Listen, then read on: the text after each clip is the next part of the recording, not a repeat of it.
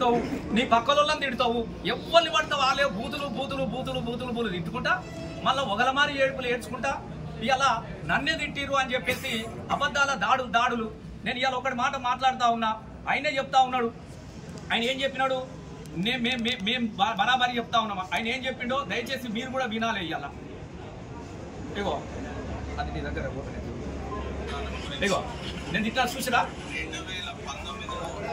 2019 కూడా అప్పటి నుంచి కూతురు మాట్లాడుతూనే ఉన్నాడు.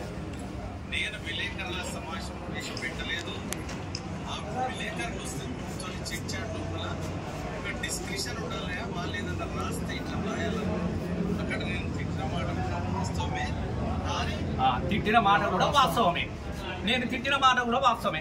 ఈడ నంగనా చేతులు ఏమెడుతున్నాడు, నేను ఒక్క మాట అనలేదు, నేను గొప్ప సంస్కారవంతుని. ఇక మా తల్లి అద్భుతంగా పెంచింది. ఇక ఎవరి తల్లులు ఎవరిని పెంచలేదు. మా తల్లులేమో రోడ్ల మీద పడేసి చెత్త కుప్పలలో పడేసింది. ఆయనను మాత్రం గొప్పగా పెంచిన ఇంత నీచమైనటువంటి అబద్ధాలు సిగ్గని అనిపించాలి కదా. కనీసం నేను మాట్లాడుతున్న అబద్ధం అని అనిపించాలి కదా. నన్ను తిట్టిడే, విలేకరులను కూడా తిట్టుడేనే. వాస్తవంగా నాకు ఏ సంబంధం ఇది? విలేకరులను బెదిరిస్తూ మీరు వార్తలు రాసినందుకు ఏం రాసిరు?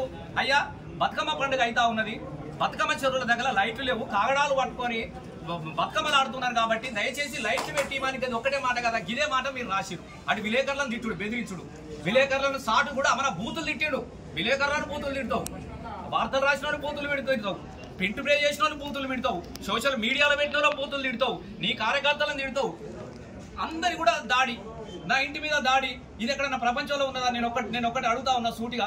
ఆయన మాట్లాడినటువంటి భాష, మా మీద చేసినటువంటి దాడులను పురస్కరించుకొని ఆయన మా మీద ఎలాంటి అభియోగం మోపిండో అది నిరాధారమైన అభియోగంతోనే ఆయన కేసు పెట్టిస్తే అన్ని వాస్తవాలను కూడా మేము పిన్ టు పిన్ మాట నుంచి మాట ఖచ్చితంగా ఇలా మా పార్టీ అధ్యక్షులు జీవన్న గారి ఆధ్వర్యంలో మేము న్యాయ నిపుణులతో కూడా సలహాలు తీసుకొని ఆయన మాట్లాడిన మాటలన్నింటిని కూడా మేము ఇచ్చినాం. అది కూడా తొందరలో ఎఫ్ఐఆర్ అవుతుంది, ఆయన మీద కూడా కేసు నమోదు అవుతుంది.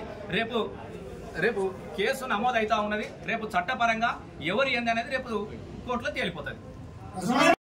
మా ఎమ్మెల్యే గారు అమెరికాలో ఉన్న సందర్భాన్ని ఆసరాగా తీసుకొని ఈ ప్రాంతానికి సంబంధించిన శాసనసభ్యులు ఒక fabricated video and artificial intelligence ద్వారా వాడుకొని అస్మయ్ గారి యొక్క వాయిస్ ని ఫ్యాబ్రికేట్ చేసి ఒక వీడియో రిలీజ్ చేయడం జరిగినది.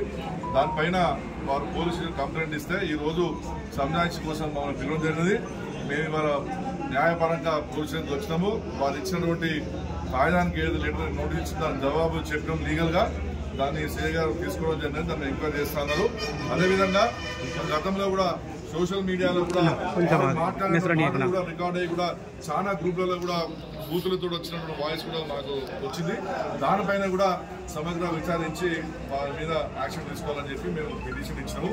ఇవాళ ఇచ్చిన కేసుకి కానివ్వండి, ఆ యొక్క వీడియో కానివ్వండి, ఆడియో కానివ్వండి, అస్మయ్ గారికి ఎటువంటి సంబంధం లేదని మేము పోలీసు వారికి వివరించి రావడం జరిగింది.